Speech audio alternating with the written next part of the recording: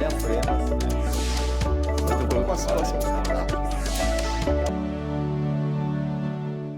Olá, no programa Em Discussão Especial de hoje, nós vamos falar de certificação digital, o seu uso e as suas vantagens. Eu recebo aqui nos estúdios da Rede Alesp o César Augusto Niacares, que é especialista em certificação digital. Seja bem-vindo à Rede Alesp, muito obrigado por sua participação. É importante a gente começar de forma bem didática. O que é o certificado digital, César? Legal, obrigado pelo convite. A gente vai falar um pouquinho da contextualização, então, para que fique bem claro para todos, né? O Brasil começou com certificação digial desde 2001, então já não é... A gente negócio fala tão que, novo, né? Já se fala de 18 anos. Né? Pois é, daqui a pouco já estamos na maioridade, né? Sim. Então, a gente costuma falar que é um tema muito relevante para a sociedade, para as empresas. O Brasil viu a importância de você distribuir uma credencial segura, como é um certificado digital, eu vou comentar um pouquinho sobre isso, para alavancar os negócios, dar mais celeridade aos processos eletrônicos e garantir validade jurídica a isso. Então, o certificado digital nada mais é do que um documento eletrônico que identifica um cidadão, a pessoa física e a pessoa jurídica, né? Também equipamentos e aplicações e tudo mais. Ele garante a identidade do cidadão, né, da própria empresa, no meio eletrônico. Com o uso do certificado digital, a gente consegue, como eu disse, dar validade jurídica a documentos eletrônicos, né, garantindo a autenticidade, integridade em meio digital. Né? A gente fala muito da transformação digital que a gente vem vivendo. Né? Sim, que é em tudo, né? Mas eu acho que na tecnologia e a segurança, né, é essencial, né, César? É isso mesmo. Então, de posse do certificado digital, o cidadão pode usar de vários benefícios. Né? A pessoa jurídica é muito mais avante ainda com isso, porque imagina que o benefício com o certificado digital a gente pode assinar um contrato, imagina aqui as partes, um em São Paulo, outro no Amazonas, a gente transitar essa informação toda via internet, de uma forma bem rápida, né, assinado digitalmente, a outra parte assina também e a gente não precisa de um cartório validando a informação do contrato. Então, a assinatura digital acontece, todo esse processo de transformação dá muita agilidade aos negócios da atualidade. Agora, como ele é regulamentado hoje no Brasil, César? Então, aí lá em 2001, foi criado, através de uma medida provisória, a regulamentação que constitui a infraestrutura brasileira de certificação digital. Então, lá em 2001 foi criada uma medida provisória, a 2200 de 2001, que cria a infraestrutura brasileira de certificação digital. E aí, de posse dessa estrutura toda, foi criado toda a segmentação da certificação digital no país. Então, empresas privadas e públicas fazem parte desse modelo. O modelo brasileiro é muito bacana porque a gente fala que ele é centralizador, né? Que existe um órgão que regulamenta e fiscaliza todo esse modelo da certificação digital no país.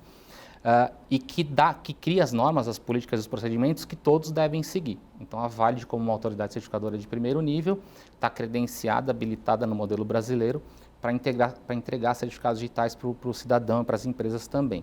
Todo esse processo é um processo bem crítico de segurança. Né? Para entregar um certificado digital, a gente não vê muito o que está por trás, mas por trás disso, a Valid tem lá toda uma infraestrutura de data centers, seguranças de processos, seguranças físicas, seguranças digitais, para garantir que aquela credencial que a gente vai entregar chegue segura ao próprio titular. E aí, de posse disso, né, a gente fala que acontece toda a celeridade do processo do documento eletrônico. Né? Agora, por exemplo, no poder público, né, já temos prefeitos que despacham documentos. Tivemos o caso recente do prefeito de São Paulo, que do hospital ele assina, né, o documento através de certificação digital. Juízes, né, que têm suas sentenças através do certificado digital. Quais os avanços que nós podemos ter nos próximos anos nesse sentido? Hoje a gente vem divulgando como a gente entrega certificado digital de uma maneira bem disruptiva. Né? A gente começou no modelo de entrega de certificado digital em cartão, né, em token, são dispositivos específicos para certificado digital. Hoje em dia a Valid já entrega direto no celular. É possível você ter... Porque no início realmente aquele token que a gente usava nos bancos, depois passou a ser impressão digital, não é isso? O token, né, é um elemento de segurança, né, que é um dispositivo que parece um pendrive. Exato. Na verdade, a tecnologia é bem mais avançada do que de um pendrive, porque a gente fala que todo o segredo está nesses elementos de hardware, né? Toda a segurança do processo está ali dentro, que gera lá a tecnologia que dá a validade jurídica ao documento eletrônico. E hoje, como eu disse, a gente pode entregar em celular, smartphone, um tablet, ou também numa rede segura da própria companhia, né? Da própria Valid. Você não precisa ter nada no seu celular, você só vai ter um autorizador no seu celular. Então isso dá muita mobilidade. Eu deixei de ter o meu celular, eu troquei, modifiquei modelo, eu posso conectar de novo na infraestrutura da Valid, ser autenticado de uma forma segura para aquilo e continuar assinando meus documentos eletrônicos como o prefeito vem fazendo, né? Então você imagina, eu posso estar viajando em qualquer parte do mundo, eu recebo um documento que eu tenho que ter uma ação ali, né, expressar meu desejo, minha vontade de concordar ou não concordar com aquilo, e eu vou assinar aquele documento. Posso assinar diretamente do meu celular de uma maneira bem rápida. Então todo aquele processo que a gente conhece de imprimir, transportar, autenticar, isso tudo acaba com o modelo da certificação digital. Agora, né? como é que funciona, né, o modelo de chaves públicas brasileiras? Então, é um pouquinho mais tecnológico, né? A tecnologia que a gente usa de chaves públicas brasileiras, assim, ele foi estudado lá em 1974, então uma tecnologia que foi inventada por alguns pesquisadores matemáticos, e esse modelo ainda é um modelo mais seguro que existe na atualidade. Foi uma descoberta de algoritmos e chaves, né, que a gente chama. As chaves na verdade, são dois números primos, né, um pouco mais técnico o assunto, mas são dois números primos que se relacionam entre si de tamanho bem grande. Então, chaves de 2048 bits, 4096 bits, tudo que eu faço com uma desses números, eu desfaço com o outro e valido com o outro. Assim, então, é uma relação cruzada que existe entre essa tecnologia que utiliza matemática pura, né, criptografia total, para a gente poder fazer esse processo de segurança. Então, quando a gente vai emitir um certificado digital para o cidadão, um dispositivo que eu comentei, seja um cartão, um token ou um celular, é gerado as chaves ali dentro. Então, uma chave, que é a chave privada, fica sempre com o titular. E essa chave nunca sai dali. A outra parte que se relaciona mutuamente, ela vai para a autoridade certificadora, a gente distribui nos processos de assinatura digital. Então, com essa tecnologia que foi criada, né, com esse processo matemático que foi inventado, a gente consegue ter vários tipos de segurança do processo tecnológico. Então, a autenticidade. Eu sei exatamente com quem eu estou me relacionando, porque somente aquela pessoa tem aquela chave correspondente que foi gerada para ela, e não existe outra chave igual no país todo, né, emitida por qualquer autoridade certificadora. Então, dá unicidade, a gente sabe quem está se relacionando. Com o uso da assinatura digital, a gente consegue garantir a origem, né, de quem é o signatário, e consegue garantir também a integridade da informação. Né? Ela tem a mesma validade que uma firma reconhecida? Em termos de legislação no Brasil, a gente já avançou esse ponto? Avançou e avançou bastante, né? Desde a criação lá da infraestrutura brasileira em 2001, a medida provisória que tem força de lei, né, ela dá validade jurídica ao documento eletrônico. Então, se a gente olhar para o artigo 10, ele fala que qualquer assinatura digital utilizando o certificado digital ICP Brasil, ela é válida em relação ao signatário. Então, não precisa, de fato, você reconhecer firma daquela assinatura. É um processo matemático, como a gente fala um pouquinho mais tecnicamente do que é o processo, você dispensa o processo da validação da assinatura. Isso num futuro próximo seria o fim dos cartórios, dos órgãos que teoricamente tornam um pouco mais burocrática, mas são peças de segurança hoje? Talvez seria o fim disso? Eu acho que não o fim dos cartórios, né? A gente pode falar que a modalidade de assinatura é uma evolução. Os cartórios, né? já trabalham com essa... Trabalham, os cartórios trabalham também com modalidades de assinatura, né? Acho que tem o motivo de existir o cartório, né, da identificação de pessoas também, né, a pessoa que nasce, né, então o cidadão que nasce, que ganha ali uma numeração, e a gente, na verdade, somos identificados por números também, né, no mundo físico, né. Então tem lá toda a característica de existir o cartório, mas o que eu digo é que o processo da assinatura é uma evolução natural. A gente fazia isso desde os princípios, né, escrevia em pedra, depois passou para o papel, o suporte passou sendo em papel, né, representação do próprio punho. A gente vê muito aí documento eletrônico que tem a representação gráfica de assinatura, né? Aquilo não é uma assinatura digital, é uma assinatura eletrônica digitalizada, não tem a mesma eficácia jurídica de uma assinatura com certificado digital que a gente entrega, mas é uma modalidade, né? Então, assim, é uma evolução do processo de identificação da pessoa e da intenção da vontade. Agora, como tudo no Brasil e no mundo, né, já existe fraudes com assinatura digital? Existe fraude, assim, do processo, né? Mas, assim, É um processo muito irrisório, assim, um processo muito pequeno que acontece... E ela é feita por quê? Por hackers, geralmente? Não é por hacker, não. O processo é bem seguro, né? O que pode acontecer é uma falha da segurança do processo da entrega, de você ter a conivência de alguém que participou desse modelo, né? Que é um risco, né? De você, por exemplo, ter um documento de origem seu adulterado, né? Modificado, e você se apresentar como se fosse aquela pessoa. Claro que existe uma série de técnicas hoje em dia, é muito difícil você ter fraude, né, praticamente zero a tendência de você ter uma fraude de certificação digital, porque o cidadão, né, ou a pessoa que representa a empresa, ela para receber um certificado digital, ela é validada presencialmente. Ela tem que ir até um ponto de identificação presencial, mostrar a documentação original, né, que te identifica. Aquela pessoa que é o agente de registro, que é o responsável pela a caracterização da identificação do cidadão, ele vai validar reconhecimento da assinatura, de próprio punho, claro, para a gente ver técnicas de fraude de assinatura de manuscrito, e vai coletar biometrias de face e de dedos. Então, assim, se tiver a grande tecnologia hoje é biometria de face e dedos. E dedos, para a gente poder ter uma segurança do processo da identificação, né? Passando por tudo isso, né, o processo ainda é verificado por uma terceira parte que está fora daquele ambiente local, né? Então, assim, o processo é muito difícil de fraudar, né? E, tecnicamente, falando de processos de hacker, as chaves de segurança que a gente gera é muito acima do que hoje em dia é exposto uma chave de segurança que um hacker consegue quebrar. Então, por exemplo, para quebrar uma assinatura digital ou uma chave de transição que a gente chama, demoraria centenas de anos para poder fazer uma quebra da segurança desse processo. E quando está chegando próximo à exposição dessa chave, as autoridades certificadoras dobram o tamanho dessa chave. Então, a gente fica sempre muito à frente do processo dos hackers. Agora, quais seriam, né, as pessoas que necessitam hoje, né, no momento atual, ter um certificado digital? Quem é mais usual usar o certificado? Um grande caso de uso no Brasil de uso do certificado digital foi motivado pela Receita Federal do Brasil, né? Então, é muito nítido, né? Claro que você tirar o cidadão do balcão, você traz muita vantagem para o cidadão, né? E a grande vantagem para o Estado também, para o governo, é que você reduz o número de pessoas trabalhando em balcão, o número de pontos de atendimento, e você consegue ter a segurança do processo eletrônico com a assinatura digital da informação que vem até o governo. Então, assim, para inúmeras declarações obrigatórias, informações obrigatórias da Receita, né? As empresas que precisam se relacionar com a Receita para fazer informes de rendimento, declarações, as próprias informações acessórias, todas elas são feitas com o uso do certificado digital. Se você pegar, por exemplo, nota fiscal eletrônica, que é toda assinada com certificado digital, são mais de 22 bilhões de reais transacionados, todos assinados com certificado digital e sem nenhum tipo de fraude, né? Então, a segurança do processo transmitido de ponta a ponta. O maior benefício é a ausência da fraude, seria, Augusto? O maior benefício, acho que a gente está na reduzir custo para o cidadão, né? Porque você não precisa deslocar o cidadão para local nenhum, ele pode fazer da empresa dele qualquer declaração, pode assinar qualquer contrato, como a gente falou, né? O próprio governador está ali internado, né? Está no hospital, e ele pode assinar qualquer documento sem precisar sair dali. Você vê a questão da mobilidade, ele está internado, não pode sair dali.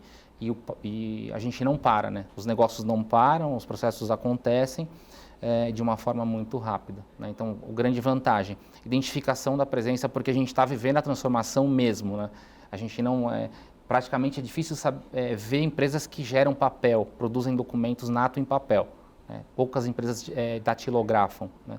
A gente trabalha e vê muito isso com o documento nato eletrônico. Então, o nato eletrônico não precisa, teoricamente, de você imprimir aquele documento, assinar de próprio punho, reconhecer firma e fazer transporte físico, todo aquele processo. Então, o nato eletrônico assinado digitalmente é grande celeridade, reduz uma série de despesas do processo tradicional. E agora, é necessário você ter um certificado pessoa física e jurídica, ou um certificado serve para as duas coisas? Uhum. É legal a gente esclarecer o telespectador sobre isso. Sim. A gente tem a diferenciação entre pessoa jurídica e física, né? Claro, a gente, por exemplo, eu como cidadão, eu tenho meu certificado digital, mas para me identificar como cidadão, né? Então, para os meus atos, para objetos de compra e venda, transferência de valores, né? Então, eu posso utilizar meu certificado digital para isso, para identificar o César como pessoa física. E se eu for um empresário, é claro que uma empresa, a gente faz para quem eu entrego na empresa, né? Então, se a gente vai emitir um certificado digital para um empresário, a gente tem sempre o responsável pelo certificado digital. Isso é estabelecido em contrato, né? Quem é o responsável perante a Receita para uso do Vamos certificado supor, digital. né? Antigamente, você tinha uma empresa, você era considerado sócio administrador no contrato social. Funciona mais ou menos assim, Isso aí. né? Essa pessoa, então, para quem que eu entrego, né? Para aquela pessoa que é o administrador responsável pela empresa. Não serve, por exemplo, um CNPJ, várias pessoas podem manipular, não? Não. É assim, isso que dá uma das características do certificado digital é que ela tem a característica do não repúdio. O não repúdio é um termo usado muito no jurídico, né? Significa que eu não posso repudiar algo que eu fiz, né? A certificação digital tem esse princípio embutido. Então, o certificado digital que a gente entrega para o cidadão ou para a empresa, ele tem essa característica. E a legislação garante que aquele certificado digital que eu estou te entregando é de posse exclusiva. Se você transferir para alguém, foi você que fez aquilo. Se você entregar a senha de identificação daquele seu certificado digital para alguém utilizar, foi você que fez. Então, por isso que não existe o repúdio da transação. Ele reconhece como você, não é tem você. jeito. Você pode ter passado para alguém. Né? Eu entreguei meu certificado digital para o contador, que não é usual fazer isso. Muitas empresas, é bom a gente comentar sobre isso, que muitas empresas, muitos empresários, eles pegam o certificado digital, recebem o certificado digital, compram, né, o certificado digital e acabam entregando o certificado digital para um contador, né, pela relação de confiança que existe e tudo mais. Na verdade, não precisa fazer isso. O empresário pode ficar com o certificado digital, e fazer o contador uma procuração. tem outro, é isso? O contador tem o dele. Como procurador, isso. alguma coisa assim. E aí é assim. possível fazer uma declaração, né, uma procuração online disso, estabelecida entre as partes, e para qual serviço que vai ser feito. Isso é assinado digitalmente pelo certificado do empresário, delegando poderes para o contador fazer.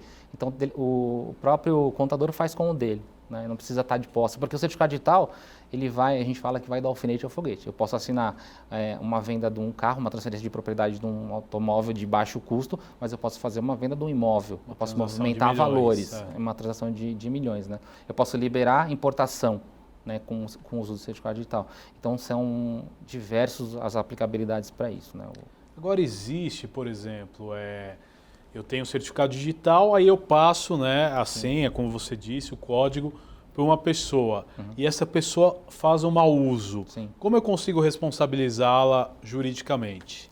Primeiro que a lei vai falar que foi você que fez. Exato. Né? Se aquela pessoa cometeu qualquer ato que Fica você difícil não de estava provar, de então, acordo, foi você que fez. A lei garante que o uso é pessoal e intransferível. Então, se você transferiu, você responde por isso. Você está correndo risco. Né? Então, você ser responde por por qualquer ato que a pessoa fizer com a tua assinatura digital. Por isso que a gente fala, né, que não é só para assinatura digital, movimenta valores, de fato. E movimenta valores Exato. a gente faz. Não é como antigamente que você tinha lá um contrato, de repente a pessoa falsificava uma assinatura e você tinha como provar que não foi você que assinou. Hoje em dia, no suporte em papel, a gente tem muito mais dificuldade de identificar uma fraude no papel do que no meio eletrônico.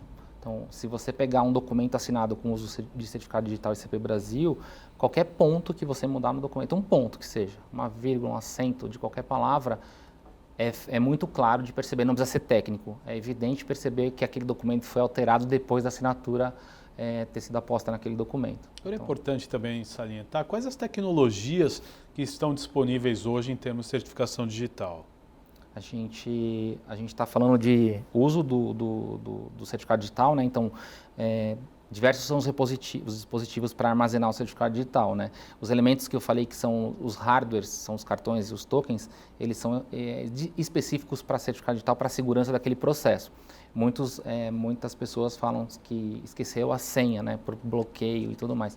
Então, ela é protegida por uma senha chamada PIN, que é uma senha normal que tem até em chip de celular. E se você errar por 3 vezes consecutivas, ela vai bloquear. Ela vai bloquear e vai para o PUC, que é uma senha de proteção que está por cima dessa senha PIN. Se você esquecer também o PIN, claro, o dispositivo bloqueia e você não faz mais nada com aquele dispositivo porque ele por questão de segurança, né? Você imagina se eu entregar meu certificado digital, deixar meu certificado digital e esquecer, ou ser roubado, por exemplo, né?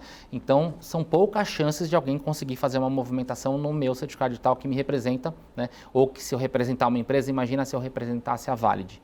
Eu poderia fazer qualquer ação em nome da Valid se eu fosse um representante que tivesse esse tipo de alçada com um certificado digital. Por isso que eles são elementos de segurança, né? Então, tem que ser bloqueado, não tem o que fazer. E a autoridade certificadora não tem condições de desbloquear esse dispositivo.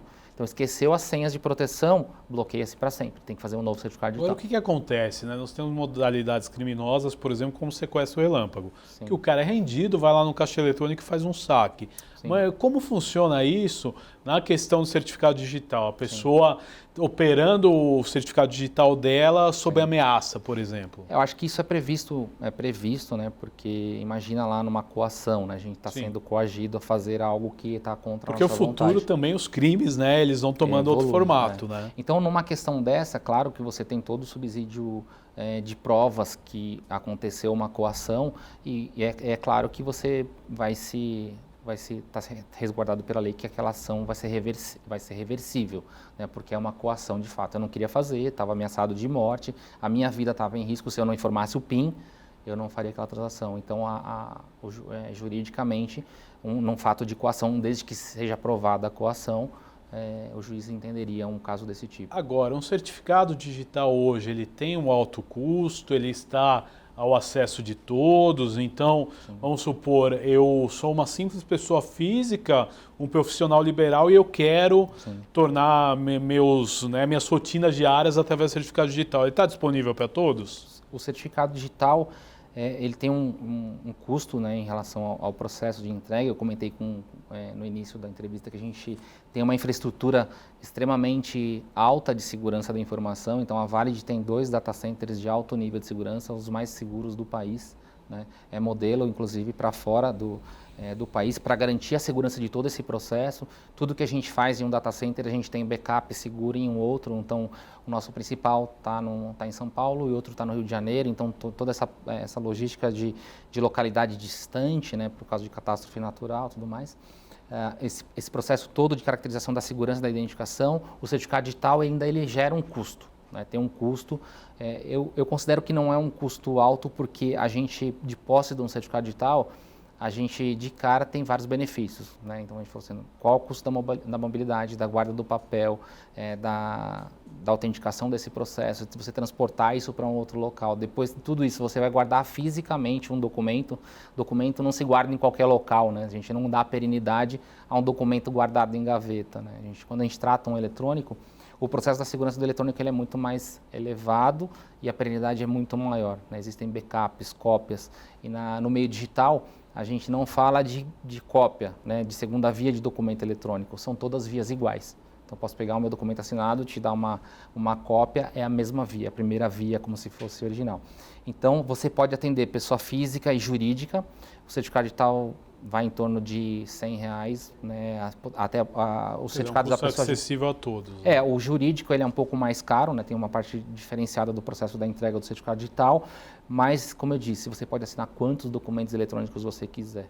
Né, e o tempo dele começa com 1 ano e vai até 5 anos. Então, você imagina, com R$200, R$300, um certificado digital mais caro, você pode utilizar por 5 anos para assinar qualquer tipo de documento, quantos você quiser. Agora você citou, por exemplo, né, que você emitiu uma nota fiscal hoje, você já tem como obrigação o certificado digital. Em quais outras atividades no Brasil hoje são obrigatórias que a pessoa física ou o empreendedor, né, o empresário, tenha o certificado digital? Para relacionamento direto com a fazenda, né? Então a Receita, N serviços, né? Você pegar o catálogo de serviços da Receita, acho que são mais de 50 serviços que você pode utilizar como empresário, né? Você deixou de ir ao balcão, né? Então você tira o custo do cidadão. Quer dizer, desburocratiza, né? Não leva o cara para o balcão, tira o custo dele, porque você, até para tirar um documento, se o cidadão tiver que ir a um posto, o custo é dele.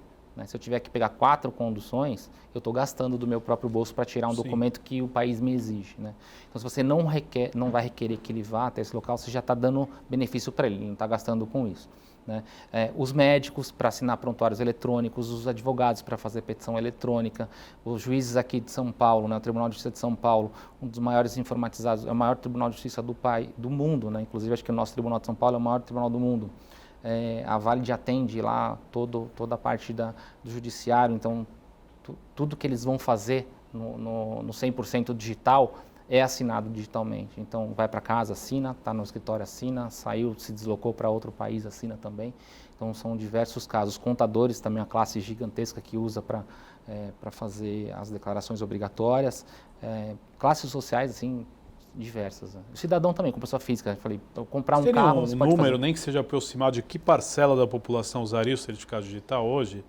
Que usaria? A gente já tem Eu acho que mais de 10 milhões de certificados digitais emitidos no país, né? Então, claro, o país é um país muito grande, né? A gente está falando de 5%, 7% do...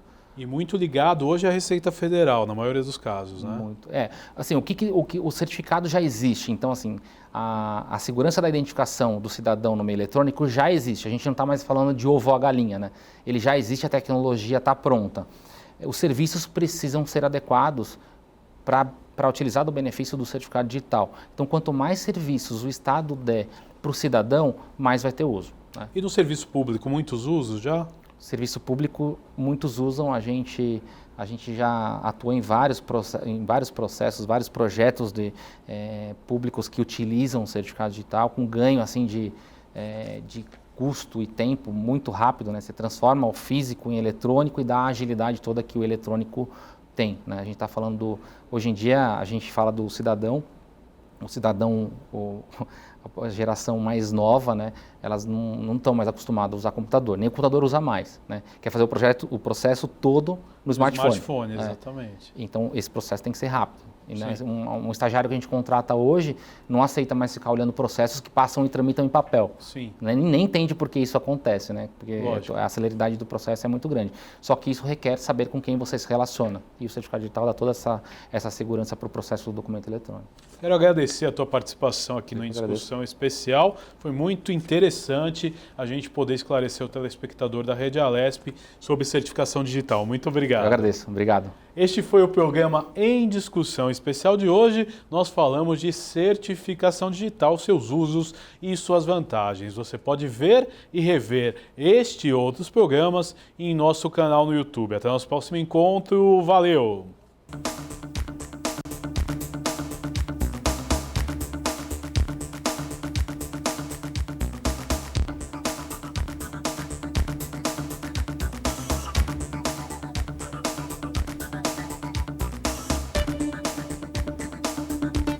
Vale a pena, né? Muito boa participação.